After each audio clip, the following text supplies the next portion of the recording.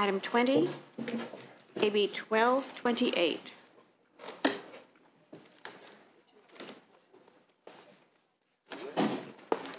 Thank you very much. Good morning, Madam Chair and Senators. Thank you once again for giving me this opportunity to present Assembly Bill 1228, which seeks to create parity between foster youth and homeless youth in receiving priority housing in higher education. Current law requires the CSUs and requests that the community colleges and UC campuses provide priority to current and former foster youth for on-campus housing.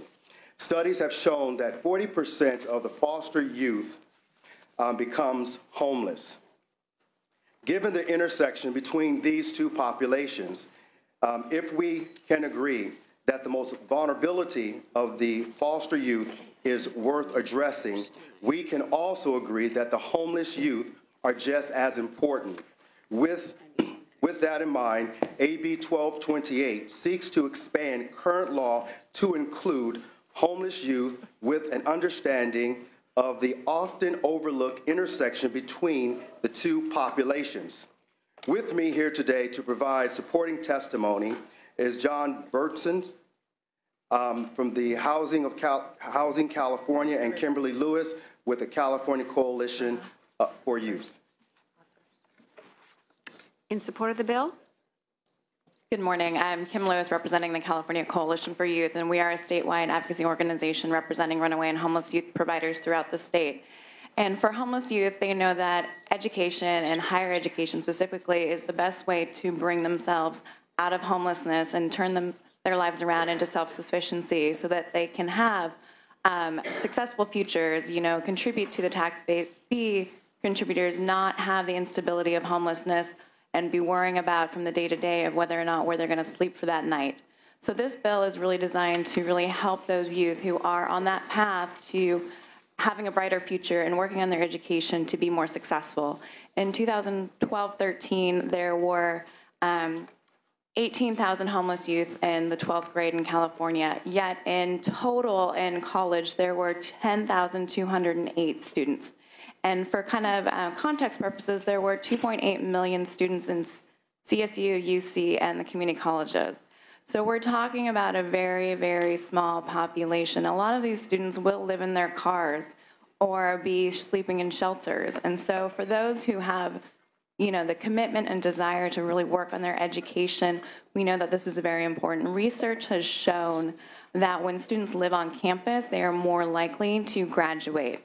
And also those who lack insecurity during college actually tend to drop out. So for these reasons, we are pleased to support this bill. Thank you very much. Please. John Bowders, Policy Director at Housing California. In short, this bill does three things specifically. First, it requests the University of California, California State University, and our community colleges to explore opportunities for admission by exemption. This law is already in place as it applies to foster youth, and it will help retain some of the parity between the services that we provide foster youth and those who are homeless. It will open students who face non-academic challenges related to housing, income, and self-sufficiency, the promise of higher education, employment, and independence. Second, the bill requires California state universities and the UCs, to the extent that the regents adopt this in a resolution, as well as CCC to give on-campus housing to homeless students by priority. There's an absolute nexus between the lack of housing that students have when they attend higher education and the available housing that we have, and we believe that it makes sense to prioritize on-campus housing for students who come to schools when it's available.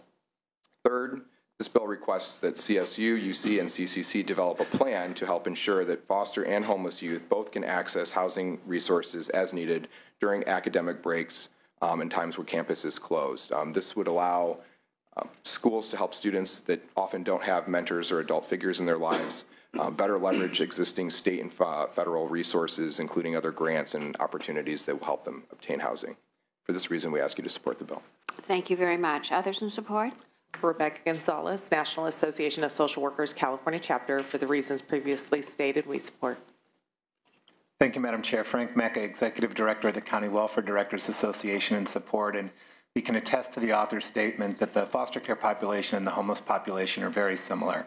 They've suffered very similar adverse backgrounds. They face very similar daunting challenges to accessing education, and they both would benefit from having a priority access to housing so that they can actually get their education and be productive adults.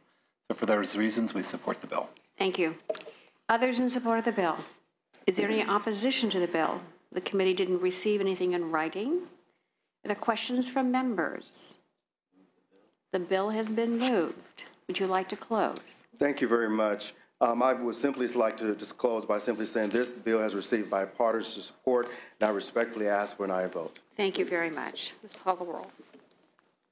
Do pass to appropriations. Blue? Aye. Blue, aye. Runner? Aye. Runner, aye. Hancock? Or Block? Aye. Block, aye. Hancock? Leyva? Aye. Leyva, aye. Mendoza? Monning? Aye. Monning, aye. Pan? Aye. Pan, aye. Vidak? Aye. Vidak, aye. That's 7-0. You have 7 votes sufficient for passage. We'll keep the roll open for our absent Thank you members. very much, Thank you very much. Assemblymember Cooper, thank you for joining us. You have item 15, AB 1018.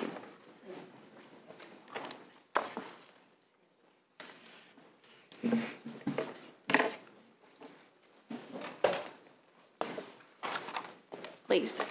Good morning, Madam Chair, members. AB 1018 requires the Department of Health Care and Services and the California Department of Education to convene a joint task force on the topic of mental health services for children. The task force will examine the delivery of mental health services to children eligible for EP, SDT, and services for services required by the Federal Individuals with Disabilities Education Act. The establishment of this task force is a first step in ensuring that funds are accessed and mental health services are provided to eligible students. I respectfully ask for your aye vote. Thank you. In support of the bill, please. Madam Chair, Jeff Frost, representing the special area local plans of Merced, Napa, Sutter, Yolo, and Solana counties. We are the sponsor of the bill. In its previous form, when it was amended in the Assembly, the structure of this bill was to allow LEAs to go directly to the federal government for EPSDT funding. Dr. Pan, I think, will remember this bill. It was in his health committee some time ago as well. Like all things related to the Department of Health Care Services, it's somewhat complicated to actually achieve this goal. And as a result, the bill has been downsized, and the two agencies have been asked to work together to try to better create a way for county mental health and school districts to work together, and also the structural nature of being able to access the federal funding. So that's kind of the bill. As it is, we believe that it is a significant improvement over current law because it was something that the AB 114 task force did not really deal with when it was first putting this issue together about 5 years ago. So we're in support of it. Okay, thank you. Erica Hoffman on behalf of the California School Boards Association. This is the first step to hopefully get this issue resolved and allow school districts to have appropriate access to these funds. We strongly support the measure and would urge your aye vote. Thank you very much. Thank you. Please. Thank you, Madam Chair and members. Jeff Baca, representing the California Association of School Business Officials, in support of the bill, realizing that sometimes it's difficult to get excited about the creation of a new task force, but we agree with the previous speakers that this is a worthy goal, and for the reasons previously stated, we support the bill. Okay, thanks. Rusty Steelix, California Council of Community Mental Health Agencies. We were opposed to the previous version of the bill because it proposed something that didn't work. Both of these programs were realigned, and the financial incentives for both schools and counties are very different than they used to be. We think a study like this is very appropriate to get the most out of this for both systems. There's a number of misunderstandings, including an error in your staff analysis about being certified by the county to be a provider. You actually have to have a contract for a fixed amount of money, but that's part of the reason why the bill is necessary. There's a lot of misunderstandings about EPSDT works. Okay, thank you. Please. Lee Angela Reed on behalf of the Santa Clara County Office of Education in support. Okay. Audit Nate Mackley, Association of California School Administrators. We're also in support. Good. Thank you. Laura Parr on behalf of the SELPA administrators in support. Okay. Any others in support of the bill? Is there opposition to the bill? Seeing none. Are there questions from members? The bill has been moved. Would you like to close, Assemblymember Cooper? Respectfully ask for your aye vote. Thank you very much. The bill has been moved. Please call the roll. Do pass to health. Blue. Aye. Blue, aye. Renner. Aye. Renner, aye. Block. Block, aye. Hancock. Leyva. Leyva, aye. Mendoza. Monning. Monning, aye. Pan. Pan, aye. Vidak. Vidak, aye. That's 7. You have 7 votes, sufficient for passage. We'll keep the roll open for our absent members. Thank you. Thank you. Assemblymember Bonta.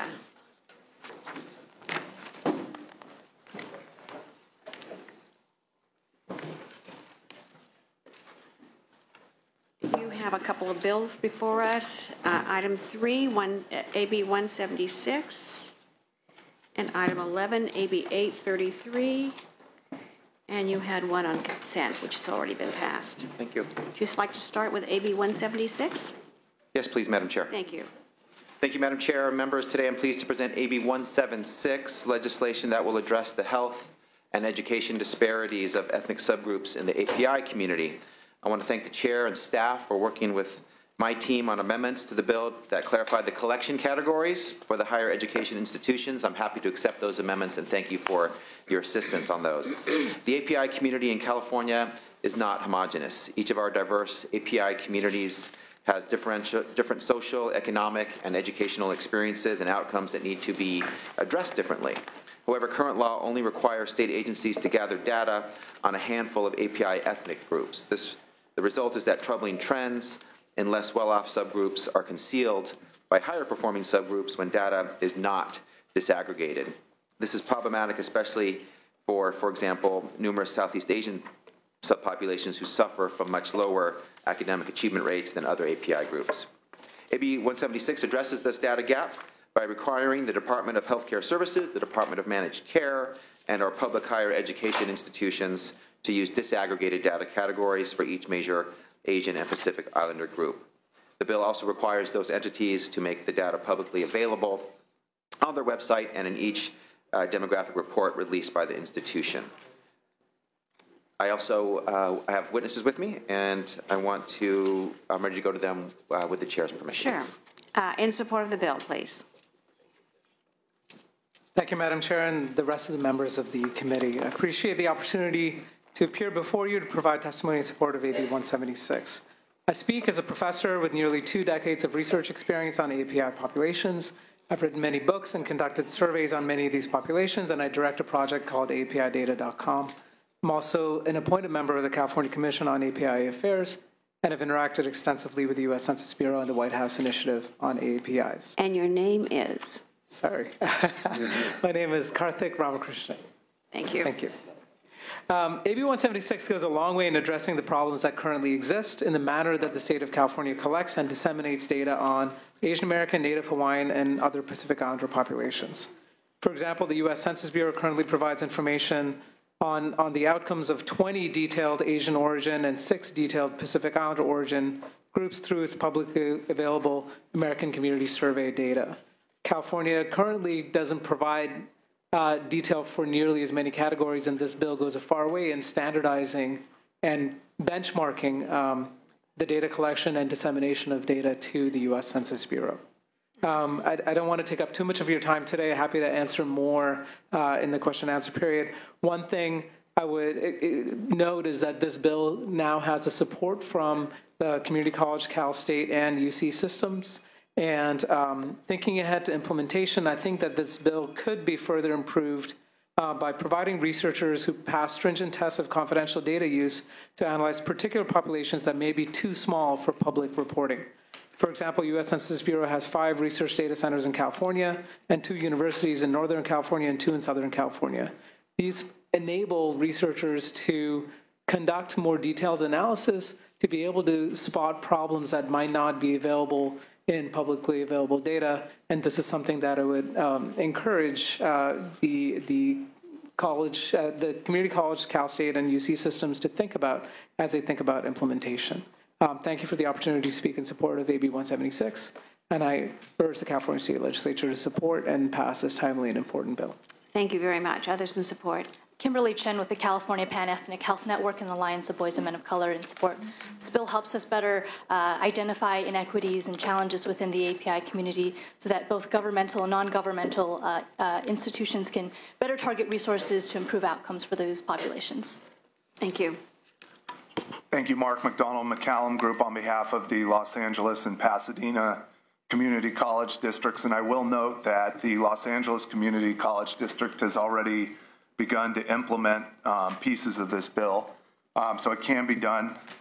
This is for community colleges, particularly important with the increased investment in the student equity plans and the ability to identify underrepresented populations in order to increase student success. So we would urge your support on this bill. Thank you. Thank you. Jasmine Gordon on behalf of the California Black Health Network in support. Thank you.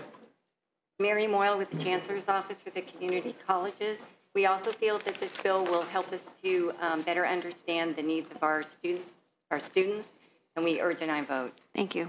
Ryan McElhaney with the Community College League of California. Our boards last weekend took a support position for this bill, so I apologize for not making it on your committee analysis. And we particularly wanted to thank the author and the Chancellor's Office for working to ensure that our colleges can implement these provisions. So thank you, and we're in support. Okay. Andrew Martinez, California State University. We are in support of the measure. Great. Kathleen Soriano on behalf of the California Asian Pacific Chamber of Commerce in full support. Thank you. Nora Lynn on behalf of the California Faculty Association in support. Thanks. Adrian Lopez on behalf of the University of California in support. Thank you. Deal with that whirling chair down there. Okay. Any others in support of the bill? Is there any opposition to the bill? The committee did not receive any opposition, and I don't see any. Are there any questions from members? The bill has been moved. Would you like to close, Assemblymember Bonta? Thank you, Madam Chair and Senators. The data that AB 176 will provide will help guide important policymaking decisions, and I respectfully ask for your aye vote. Great. Okay. Thank you. Please call the roll. Do pass as amended to health. Blue? Aye. Blue, aye. Renner? Aye. Renner, aye. Block? Block, aye. Hancock? Aye. Hancock, aye. Leyva? Aye. Leyva, aye. Mendoza? Monning? Monning, aye. Pan? Vidak? Aye. Vidak, aye. 7. You have 7 votes, sufficient for passage. We'll keep the roll open for our absent members. And then you have item 11, AB 833.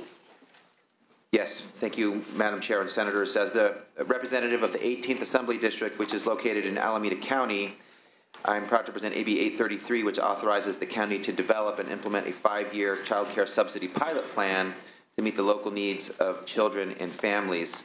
I would like to note the recent amendments are a result of our conversations with the California Department of Education to clarify how the plan will be approved, as well as how to measure the success of the pilot plan. In Alameda County, state-allocated child care funds are not fully expended, given the unique circumstances of being a high-cost county, reducing access to quality child care.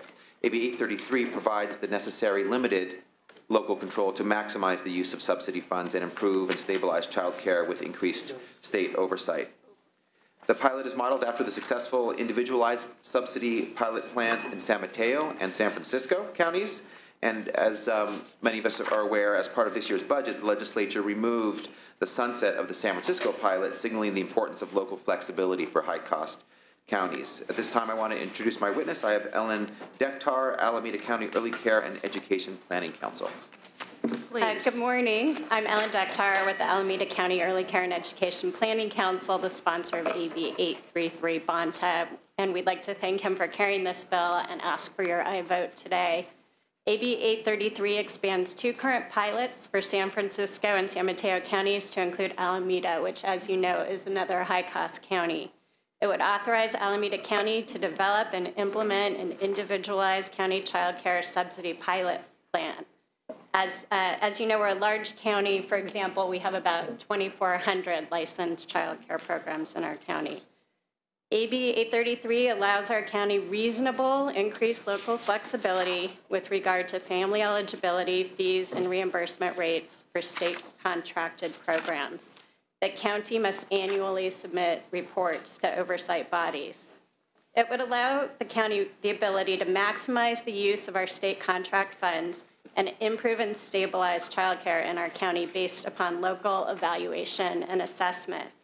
We have new research at the Planning Council about how our high cost of living is compounded by minimum wage increases in cities like Oakland, which have about 27,000 children under age 5, or about 1/3 of our county's children under age 5. The recent minimum wage increase to $12.25 an hour is laudable, but it intensifies the fiscal pressure on childcare programs that are labor intensive and derive about 65 to 75% of our costs from personnel. The report estimates that 75% of childcare workers make $12.28 or less and would be impacted by the new minimum wages. Oakland centers could see their costs increase by about 6 to 8%. Thank you very much for your consideration. Thank you very much. Others in support? Nicole Wertelman on behalf of the Alameda County Board of Supervisors. This is a proposal that, as she said, has been done in San Francisco and San Mateo counties. It's the same allocation they currently receive. They're just allowed to use it in a more effective manner and serve more children, and we are strongly supportive. Okay, thank you. Any others in support of the bill? Is there any opposition to the bill? The committee did not receive any. Are there any questions from members? Senator? Senator? I don't have questions, but I think this is an excellent bill. There is precedent in other places, and I know that we need it in Alameda County. So I want to thank the Assembly member for bringing the bill, and if there's an opportunity along the way, I'd like to be added as a co-author because I'm personally aware of the great need. And I move the bill that I do. Thank you, Senator Hancock. Let me just comment. I mean, it just seems to me that we are having a growth of carve-outs for child care in many of our counties. I mean, there's 3, and then I know Senator Bell has one for Santa Clara County. And I think it calls for perhaps a bigger look of the situation here statewide, because and use these carve-outs as kind of the petri glass as to seeing what needs to happen statewide. Because I don't know if we can continue just every county coming to us and asking for a carve-out. Then, I know that everybody is particular and everybody has special needs, but this is a policy committee to talk about statewide policy on child care. So it's concerning to me that this is happening, but I'm certainly in support of doing a better job of what we do in terms of child care. So with that, the bill has been moved. If there's no other further comment, would you like to close? Thank you, Madam Chair. I just want to express my agreement with your observation that we're seeing increasing requests for carve-outs. I think there should be a uniform approach for high-cost counties across the state, and I think that the high-cost counties that have received carve-outs already do show data and evidence of successful approaches. So I'd like to be part of the effort in the future to create a uniform approach instead of having these one-offs. Right. It's just, and it just addresses the disparity of wealth here in California. So with that, please call the roll. Due passed appropriations. Liu? Aye. Liu, aye. Renner? Aye. Renner, aye. Block? Block, aye. Hancock? Hancock, aye. Leyva? Aye. Leyva, aye. Mendoza? Monning? Aye. Monning, aye. Pan? Vidak? Aye. Vidak, aye. 7. You have 7 votes, sufficient for passage. We'll keep our roll open for absent members. Thank you very much. Thank you, Madam Chair and colleagues. Okay, Assemblymember Rendon. You have one bill, item 18. 1126. AB 1126. Good morning. Good morning. Madam Chair and members, AB 1126 is a transparency and accountability measure which requires school districts, K through 12 schools, K through 12 public schools, I should say, to post HVAC results, the location of HVAC results, as well as the date of the last HVAC on a website. As you know, 1.2 million California children suffer from asthma. It's a tremendous public health crisis. Tremendous amount of children also miss school days as a result of asthma. In urban districts such as mine in Los Angeles, smog is a great contributor, but rural areas as well are places where children suffer from asthma. HVAC units mold can grow in HVAC units and cause the spread of asthma in those locales as well. So again, this bill, AB 1126, simply requires K through 12 public schools to post the date of the last HVAC inspection, as well as to post the location of where the HVAC report actually is. It doesn't require that they post the HVAC report online. It just says that they have to report where you can find your last HVAC report. Kendra Harris from the California Federation of Teachers is here to testify in support and answer any questions. Thank you very much. In support. Good morning, Madam Chair and members. My name is Kendra Harris with the California Federation of Teachers. We're pleased to sponsor this measure. This measure originated from our members who work in the Santa Cruz area of California, where there's a lot of agriculture in their area, and our members are really concerned about the health and safety of their students as well as themselves on these schools. As you heard, asthma is the leading cause of absence for our students, but also many of our students and staff learn and work in portable classrooms or offices where there's extreme vulnerability to rot, mold, and other airborne pathogens. And in these settings, it's especially dangerous that these at-risk population has no way of knowing if their HVAC systems in their schools have been properly maintained. This measure is pretty simple and straightforward. It's about transparency and accountability, and we don't believe there is any undue hardship on schools to post this information on the web. It's a simple measure, and we ask for your support. You know, educators and parents alike shouldn't have to go through hoops to get this information. They shouldn't have to submit a public records request or, try to dig through a report like a SARC report to try to find this information. It should just be readily available. And while we're not mandating that schools actually do the maintenance, we just want to know, when they do maintain these systems, that the information is available. So we ask for your support. Okay. Any others in support of the bill? Seeing none, is there opposition to the bill?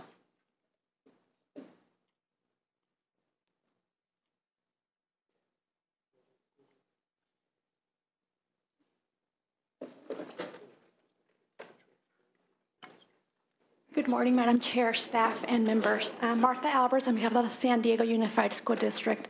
We must regretfully be opposed to the bill for a couple of reasons. We care greatly about our students' health and well-being and our staff as well. We believe that there's already current mechanisms to find this information, therefore this bill is unnecessary. I'll mention a couple of ways. The public has a right currently to go through the Public Request Act. It's their right for transparency reasons to request these inspection reports. We as school districts have to, within 48 hours, provide that information when a parent or constituent or stakeholder is interested in finding the information. We have the School Accountability Report Card that requires us to provide information about the school's condition.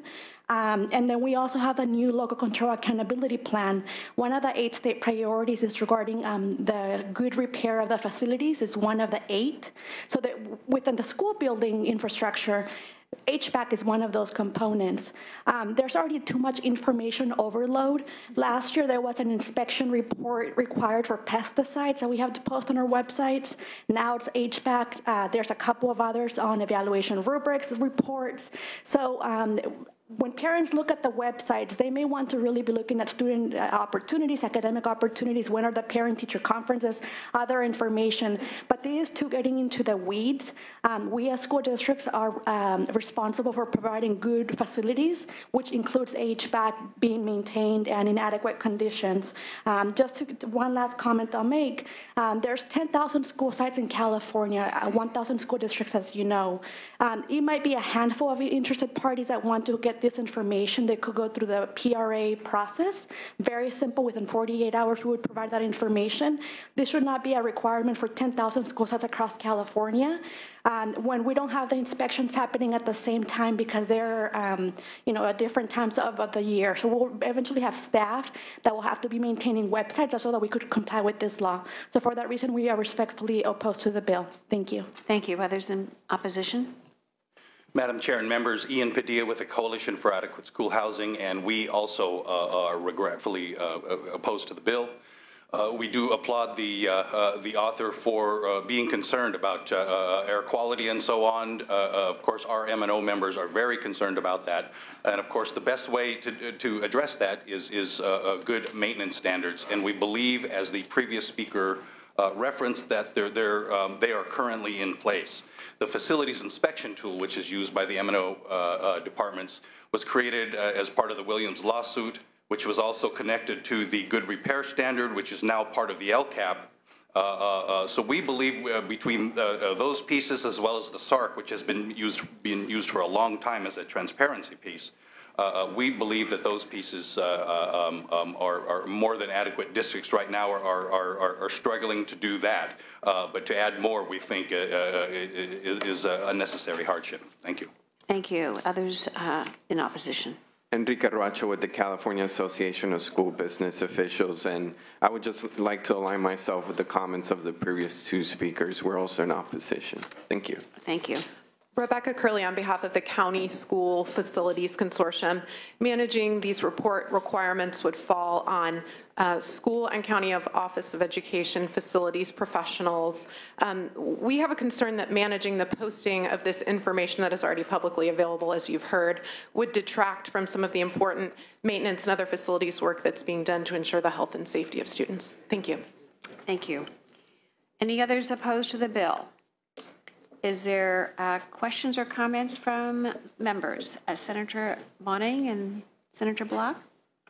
Thank you, Madam Chair. I want to thank the author for bringing this forward. And I'm sensitive to the concerns of the opposition, but correct me if I'm wrong, existing law requires that this HVAC review happen every year, correct? Correct. And the public availability, as pointed out, is through a Public Records Act request, which most families, most parents who might be dealing with undiagnosed issues in a child, their first thought is probably not to file a Public Records Act request or even to know how to do that. It seems that if the information is being compiled, the step that will create some added responsibility, I weigh that against kind of the public right to know, particularly where we have high trends of asthma and other potential pathogens or toxins that can accumulate in these HVAC systems. So I'll be supporting this and thank the author for bringing it forward. Thank you. Thank you. Senator Block? Thank you, Madam Chair. It seems to me that getting the information out to parents is important, but the real value of this bill, it seems, is embarrassing those districts that don't keep up with their inspections and repairs as they should. And that's a great value. So we're not, to me, it's not so much about parents having access to the information, is schools knowing that everybody has access to the information and they better clean up their act or clean up their vents at least. I do sympathize with the districts who have come up and talked about additional costs, which seem to be minor to me, but the cost of additional inspections and repair wouldn't be minor. I think that's what they're really worried about. The cost of posting on the website is minor and should be seen as a mandated and reimbursable cost by the state, and the governor's been very good of late about reimbursing those mandates, and hopefully that will, the governor and the legislature have been very good about that, and hopefully that will continue. Thank you. Senator Hancock. Yeah. As I agree with the comments of my two colleagues, especially, it seems to me, relating to the cumbersome nature of having to do a Public Records Act request. But my reading of the bill is that it only requires posting of two things: the date of the last inspection and how to get the report. not the whole report or any other things, I would hope it would not be a mandated reimbursable cost. A number of years ago, I sat on an assembly committee that looked at all the state mandates.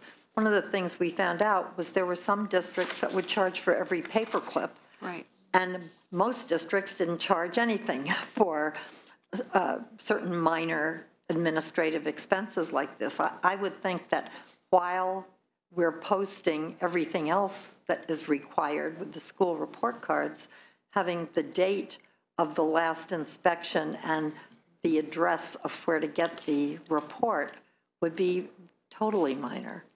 So I would move the bill, and I'm happy to support it today. Senator Monning, you had a... Yes, thank you. Just a follow-up, in which I'd intended to ask, but I was prompted by my colleagues. Do we know what the compliance rate is with school districts conducting the annual review of their HVAC system? Ms. Harris, do you? No, we don't have data on that. We just have anecdotes from some of our members who work in maintenance at their schools and can tell me that, in some instances it's maintained regularly, and others not so much. Because I think this would provide another index to measure that compliance, because just because we have a law that says they have to review every year with stretched budgets and other priorities, I would be curious to know what the level of current compliance is. So, thank you. Okay, all right. The bill has been moved. Oh, I'm sorry, Senator Block. Yeah, just a response to my colleague on mandated costs, and this is just a side issue. I think all who've spoken will support the bill. But I just strongly believe that when the state does mandate something, and obviously if we have legislation here, we as a state, if we pass this legislation, if it gets signed, are mandating it, that those mandated costs should be covered by the state and shouldn't come out of dollars that should be spent in the classroom to educate our students.